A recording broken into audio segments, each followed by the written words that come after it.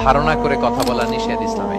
ওয়া ইন্না যান্না লা ইউগনি মিনাল হাক্কি শাইআ, আল্লাহ বলেন ধারণা কখনো সত্যের বিকল্প হতে পারে না। আপনাকে সত্যটা জেনে বলতে হবে। আমরা এরকম সমাজে অনেক করি, অনেক আপনি পাবেন। ধরেন যে আপনাকে আপনার এক বন্ধু দেখলো, রিকশা দিয়ে যাচ্ছেন, আপনার পাশে এক নারী বসা, তো সে অনেক কিছু খারাপ ধারণা করতে পারে।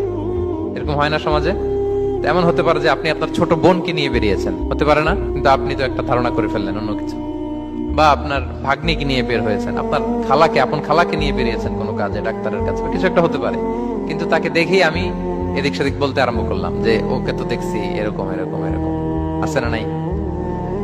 আমাদের সমাজে আমি দেখেছি যে কারো যদি ঠোঁট কালো হয় তো মানুষ ধারণা করে নেই লোকটা মনে হয় খায়। কিন্তু সিগারেট সেবন করা ছাড়াও কারো ঠোঁট কালো হতে পারে কি পারে না বলেন? এই যে এগুলো সমাজে প্রচলিত। জীবনে অনেক কিছু আছে, নাই নাই বলবেন না, শুধু কমপ্লেইন করবেন না।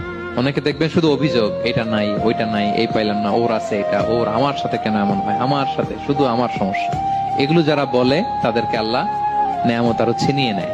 বরং যারা অল্প পেয়েও বলে আলহামদুলিল্লাহ, তাদেরকে নেয়ামত দেওয়ার ধারাবাহিকতা আল্লাহ তাআলা অব্যাহত রাখেন। সব অবস্থায় আলহামদুলিল্লাহ।